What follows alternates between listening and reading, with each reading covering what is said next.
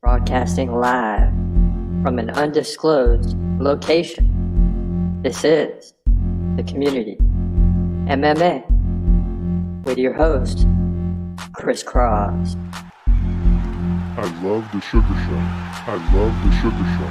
I love the sugar show.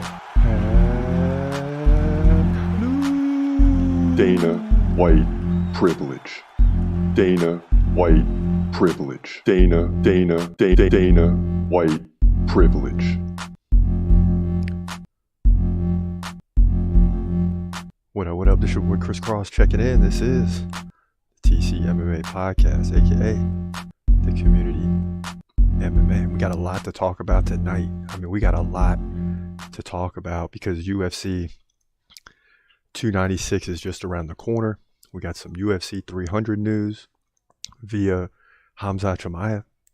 So we'll get into that. And who else is fighting UFC 300? A lot of people are asking. A lot of people want to know. I want to know. But it's all speculation at this point. So Colby Covington coming in for his last chance at UFC 296 and a welterweight title. Right? Can we see any scenario that if he loses this fight, that he's going to get another chance at a title? Leon said it's his fourth title. I can't remember the first one. But if it's his fourth title attempt, I don't think you get a fifth. Surprised he's getting another one. And it's only because it's not Kamaru Usman. But Colby gets the opportunity. And I think he's going to take it. I think he's going to take full advantage of the opportunity. Even though Leon Edwards is saying kind of he's in for a rude awakening. In so many words. You also got Khamzat Chimaev involved in the mix a little bit over the last few days. He's saying, as he recovers, he's looking ahead, wants to fight at UFC 300. And, you had him and Colby always going back and forth, even back in the day. And Colby blaming Khamzat for missed attempts at fighting each other. And, he tried to blame it on him not being able to make weight and this, that, and the third, which I think Khamzat would have made weight if it was Colby Covington and not Nate Diaz. But and this story's hard to believe because the perception is that Colby doesn't want to fight. Colby doesn't want to fight. He wants to wait on the title opportunity, right? When he gets a title opportunity, that's what he's waiting for. He doesn't want to take a chance in losing and going down. That's the perception. But according to Colby, behind the scenes, there's fights being set up and they're falling through. So I don't know who to believe. But a lot of times perception is everything. So is Colby behind the scenes saying, hey, let me fight? Hey, let me fight. And they're not letting him fight. Who am I to say? We don't know. We don't know, but it's highly interesting. I just don't see any way that fight doesn't happen. Right? If Colby and Khamzat was gonna happen, it would have happened. Like if they were even talking about it, that fight would have blew up and it would have happened. So it's hard to believe Colby on this one, but you never know. You really just never know. But the bottom line is he's saying, he wants to fight. But he's on hold. Then the heavyweight division. You got some big news in the heavyweight division. John Jones ruled the light heavyweight division forever. And there were a lot of times when he didn't fight for a year or two. He's not going to be able to get away with that in the heavyweight division. There's too many guys that are up and coming. Tom Aspinall, Jailton Almeida, Cyril Gane's still in the mix. And you got others deeper down in the, lower in the division that are working their way up too, that are going to be interesting going forward. So this isn't going to be the division like the light heavyweight where you can just sit and wait a year and fight and wait another year and fight. And this time it's valid. He's out for a valid reason. But at the same time, nobody cares. There's already an interim heavyweight champion in Tom Aspinall, and now you got Jailton Almeida chomping at the bit to try to get in the mix as well.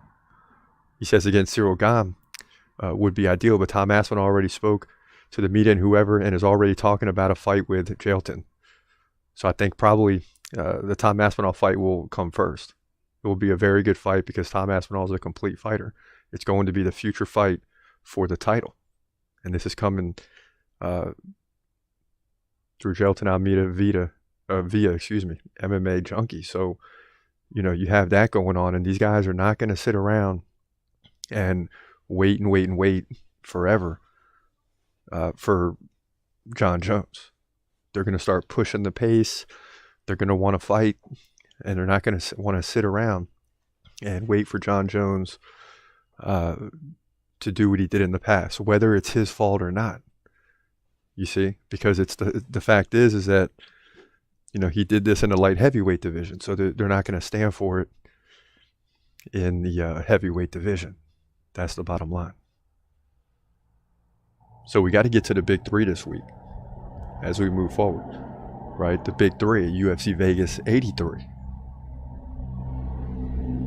And it's an interesting big three. It's not my favorite fights or anything like that, but it is interesting as we work our way to Song Yadong versus Chris Gutierrez, big bantamweight main event at Vegas 83.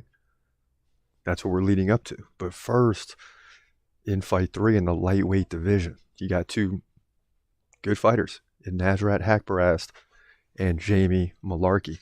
So let's get into that fight right now. In the lightweight division at UFC Vegas 83, you got Nasrat Haqparast coming in at 15-5, taking on Jamie Mullarkey, who comes in at 17-6. Two guys used to winning, at least 3 out of 4 fights, right? Mullarkey, 2 inches taller at 6 feet. He's 29. Nasrat just 28. It's hard to believe they're both under 30 years old. Mullarkey, 2-inch reach advantage. He stands right-handed. Haqparast stands left-handed. Haqparast more active, 5.7 significant strikes per minute to 4.5. So you're looking at 10 to 15, maybe 20 throughout this fight. But Mullarkey can land takedowns. That's going to be the key to this fight. He gets one, on average, almost every round.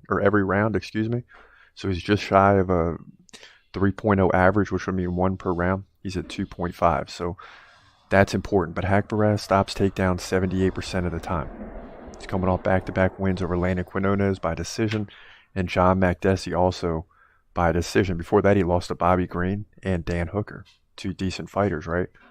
Now, Mullarkey's coming off the win over Makdessi by decision. He was KO'd by Nemov and beat Francisco Prado and Michael Johnson, both by decision. I mean, this is a very tough fight to predict, but you know me, I like Nasrat, and he wins most of his fights. Mullarkey's not going to be an easy out. Lightweight division is always tricky, but the fact that Haqparast has good takedown defense will mean a lot here, and he's shorter.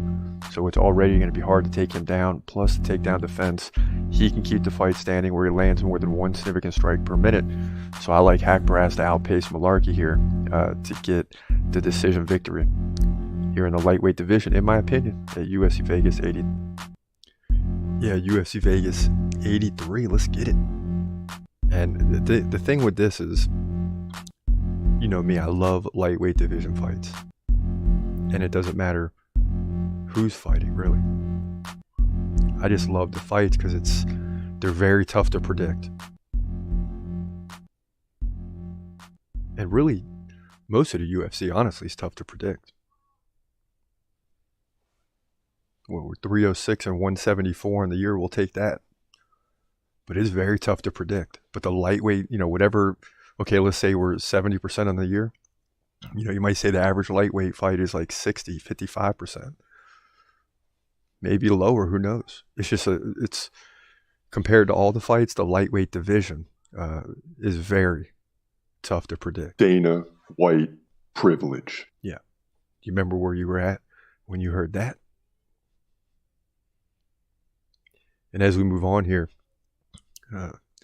speaking of lightweight division, man, you got hopefully Islam and Oliveira getting back at it at some point for the rematch. That's the fight we all want to see, so we can move forward in the division with the likes of Arman Sarukian and others on the come up, on the climb. So looking forward to that. UFC 300. We're not done with UFC 300. Who is fighting at UFC 300? That's what I want to know. I want to know who is fighting at UFC 300. Whoa! It's like the big mystery. The big mystery. No one knows who's fighting, but I have a feeling that whoever fights, we're going to hear. And New. Yes, sir. We got to, right? I mean, that's what UFC 300 is all about. Is we want to see a new champion. We want it to be a memorable night. I wasn't big into UFC like I am now at UFC 200, so I don't think, anyway. I have to go back. That's how many years ago is it? Yeah, not even close. So the century mark, the 100 mark is a big deal. So UFC 300, who's fighting, I don't know. But I have some thoughts. I definitely have some thoughts. But before we get to those thoughts, we got to get to the light heavyweight division. The one that Jon Jones held up forever. Well, now it's in motion. Big motion. In multiple ways, whether fighters win or lose or they're out of action. The belt is changing hands. And Alex Pereira holds it right now. But this week in the co-main event, we got Anthony Smith versus Khalil Roundtree. In the light heavyweight division at UFC Vegas 83, you got Anthony Smith coming in at 37-18, taking on Khalil Roundtree Jr., who comes in at 13-5. Now, Roundtree 3 inches shorter at 6'1". That's right, Anthony Smith is 6'4". He's 35, Khalil 33. Both guys 76-inch reach. Now, they're opposite stance. Anthony Smith is a righty. Khalil Roundtree stands left-handed. In terms of activity, that leans towards Khalil. He lands 3.7 significant strikes per minute to 3.2 for Anthony Smith. That only equates to about 7 to 10 significant strikes by the end of the fight. Now, in terms of the takedown game, nearly non-existent. Khalil Roundtree lands 0. Anthony Smith gets 1 like every 6 rounds, so they're going to try to stand and strike. Now, as you dig a little deeper, Anthony Smith's coming off the win over Ryan Spann by split decision. He lost to Johnny Walker and Magomed Ankalaev before that, and you know he's got a long list of fights and against really good fighters. That's the advantage. But Khalil Roundtree Jr. is on a tear, winning 4 in a row against Modestas Bukauskas, KO. Carl Roberson, KO. Split decision over Dustin Jacoby, and a KO over Chris Daukaus. So he's trending. Anthony Smith cannot afford to lose a fight. Anthony Smith is probably the better fighter, but he hasn't looked great in his last few fights. And that tells me that Khalil, who has the momentum, is going to sneak up on Anthony Smith here. There's going to be a lot of people that believe Anthony Smith can win this fight, but I'm leaning towards Khalil Roundtree Jr. To get the job done here. He'll outpace him and win this thing by decision. In fact, by about 10 to 15 significant strikes, just like it looks on paper. That's my opinion. Khalil Roundtree by decision to move to 14-5. Light heavyweight division, UFC Vegas 83. Yeah, so I mean, you got a tough one here. And I just feel for Anthony Smith because he's not able to get victories right now. And he's starting to work his way into the commentary game, which is going to be a good one. But it just seems these fights are getting tougher and tougher for him. He's still really good, but Khalil Roundtree's got some momentum, so it's going to be an interesting one. And it could go either way, to be honest. boom! Again, that's why these fights are so tough to predict. I mean, who knows what's going to happen? Oh, Izzy takes a left, now an uppercut. Takes a right. Oh my gosh. No. You never know. No, Pereira's pounding away. Oh, Izzy's going down and Izzy it's over. Down. Yeah. Wow. Izzy went down. I was surprised when that happened. Then he comes back and beats him, and then Pereira goes up to the light heavyweight and wins that one. So you got a lot of things, again, in motion in the UFC, but definitely in the light heavyweight division. It's like Jon Jones reigned and ruled over that division for a while. And then he leaves, and it's just, you got a lot of activity now. And eventually someone will be the champion and the champ for a while. I'm not convinced that it's Pereira, although I don't think he's going to lose anytime soon either. So that's a little tricky. But that's where you get into UFC 300. And I set my prediction, although very highly unlikely to happen, but you never know, is Khamzat versus Alex Pereira for the light heavyweight title. Remember I told you first. Just because there's no one else to fight. Who else is going to fight? Is Jon Jones going to be back by then? That will be a good name to have on that card. But who's going to go in that fight? Because everyone's already lined up over the next 4 months, and they're very likely to have a quick turnaround. And if they do, how exciting is that necessarily? Can Conor McGregor get back in time? Wouldn't you want Conor and Khamzat on the same card if you're the UFC? I mean, there's a lot of things that can happen here, but this one seems like it's a possibility because at the end of the day, it would sell. You need a big one for UFC 300. Speaking of a big one, before we even get there, we got to get through this week with the main event, bantamweight, and we got to win one of these last two. We got Colby next week, who's probably the underdog? Not quite sure.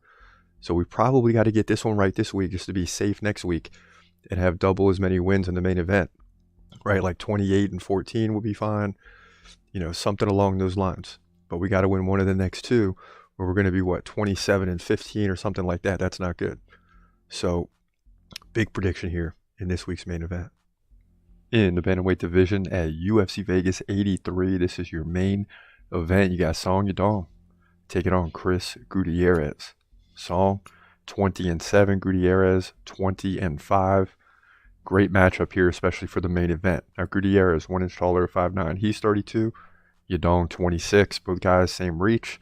Both guys fight right-handed, and both guys hovering right around 5 significant strikes per minute. Takedown game, nearly non-existent for both fighters. Are lucky to get a takedown once every 6 rounds.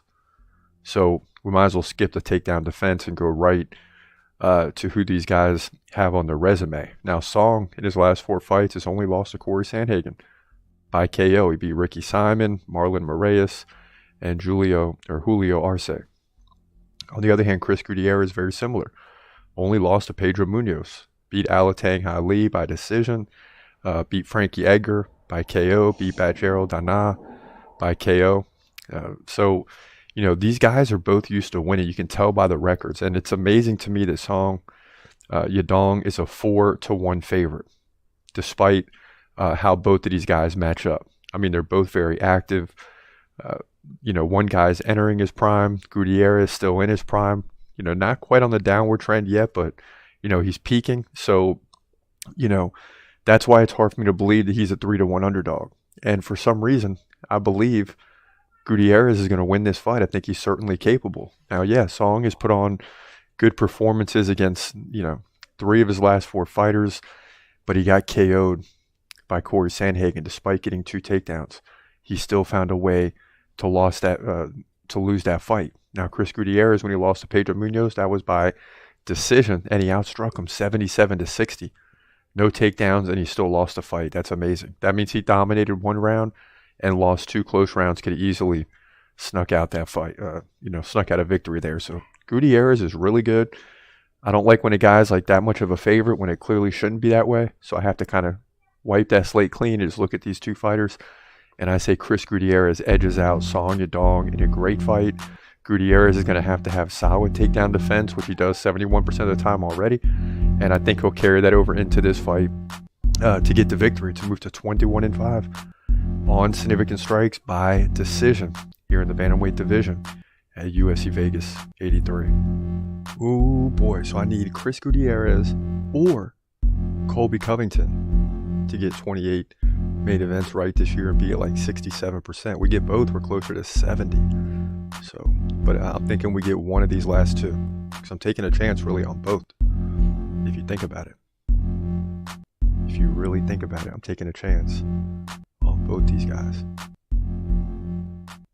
Colby's got tough odds against Leon Edwards because he's a champ, and I'm really curious who the fan base is going to be behind on that one, only because it's in America. Okay. Then if Cole, hopefully Trump shows up, because then it's almost like you have a bunch of independents in terms of Colby versus Leon fans.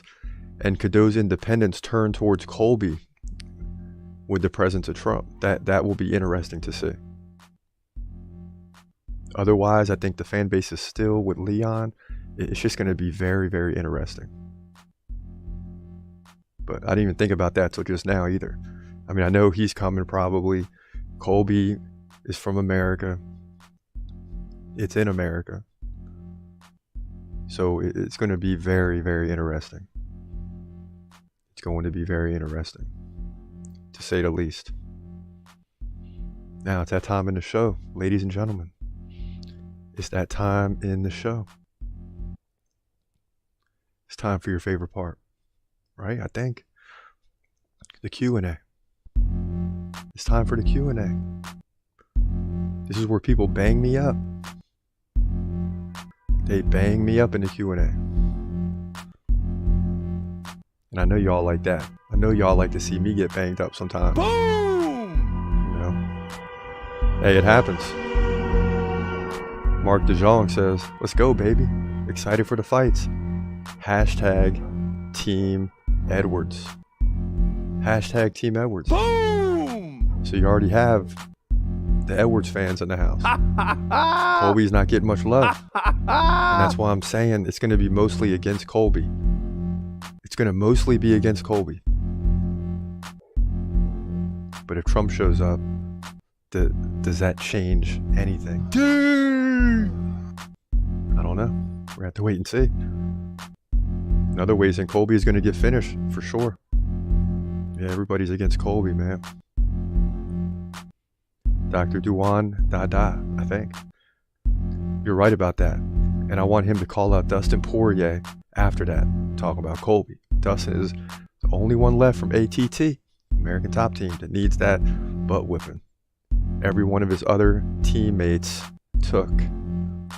Okay, so we got a little Colby in the house, baby. Yeah. We need a little Colby in the house. Colby support, let's go. Tyrion says, sad, Darius doesn't look like the same fighter he was before that bout against Oliveira. Yeah, he's slowing down, and that's why this prime age, when you look at guys' ages, and Darius isn't nearly as old as I thought he was, but he's exiting that prime, and sometimes, that 33 to 35 range, some guys fall off much quicker than others, but you're definitely starting to fall. And by the time you hit 40, things can still happen for you, but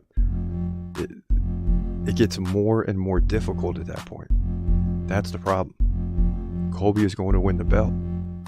James Sullivan says, yep, thumbs up. Andrew Down says, not happening, bro. Stop is what he's going to be saying. Trying to get Leon off his butt. Yeah. I know. It could be the other way around.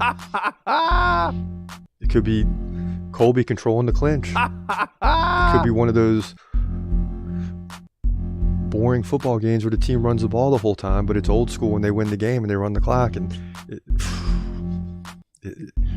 that's the thing, is if Colby wins the belt, if he gets a finish, great, but he's not like that. It's going to be more of, he's going to grind them down. And I love when he wins like that, because people get mad, but it's like it's a total butt whooping. Jay Walter says that head strike Leon gave Kamaru says otherwise. Yeah, I hear you. He's unstoppable? ? How many wins does he have over anyone currently under contract at the UFC? And that's why I said earlier, the perception is that he doesn't want to fight. And he hasn't had many fights the last few years. But Colby will make it sound like he does want to fight, so it's confusing. Kevin Barrera, nah, he's going to be rusty. The only way he wins is if he gets it in his head before the fight with the trash talk. And yeah, that's possible. But Leon seems pretty well grounded. But listen, that's what the talk is for. Dana White on the PFL Bellator merger. Sounds like someone is feeling the pressure. First took an L with Francis, then watching his competition move forward. Yeah, and then you got the lawsuit against them too. So there's some things going on. And I just hope the sport of MMA doesn't get fragmented, doesn't get split up like boxing did, and you have 5 champions in the same division. Like, I don't think everyone understands what they're hoping for here as a fan. Mark DeJong, let's go Leon. Samarita, I believe.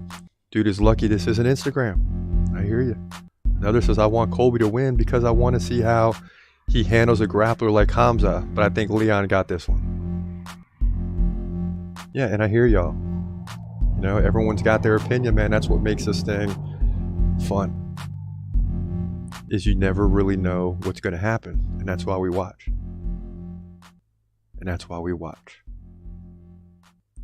So that's a nice Q&A. Could have been worse for me. I think everyone spared me pretty well. I think I was spared. We have some people in the chat as well. Hickomer says, this is super confusing. Why do you have gloves on? Because you were about to mess up these predictions. I got the gloves on, man, because it's like 30 degrees out this piece. So your boy's freezing tonight. I very rarely wear the gloves. But the body hasn't adjusted yet to the harsh winter that stands before us. But nonetheless, man, those are the picks. And I haven't sweated it. Like I said before, we get to 300. I don't care if we lose the rest. I'm having fun with the predictions the next 2 weeks. Because any victories in these next like 20, 25 fights is a plus. So we get to 315, 320. That would be amazing. But at the end of the day, hitting 300, that means we're well over 100 wins. What, 306 to 174. So we're 32 wins above 100 wins now. So, I mean, it's been an excellent year. So if you follow the show, you know about the predictions. We take that seriously. That's like the glue that holds everything together. So if you're confused, just focus on the record. You understand what I'm saying? But listen, it's been real. I hope you guys have a great week. Big week ahead. UFC Vegas 83. Some fights falling through already. So I think it's down to 10 or 11 fight cards. So it's going to be a nice simple week. And then we finish with a bang next week at UFC 296 before the longest layoff of the year. And we'll get into that in the next show as we get closer to next week, the final week of the season for the UFC. For now, it's your boy Chris Cross. Hope you have a great day. God bless. Peace.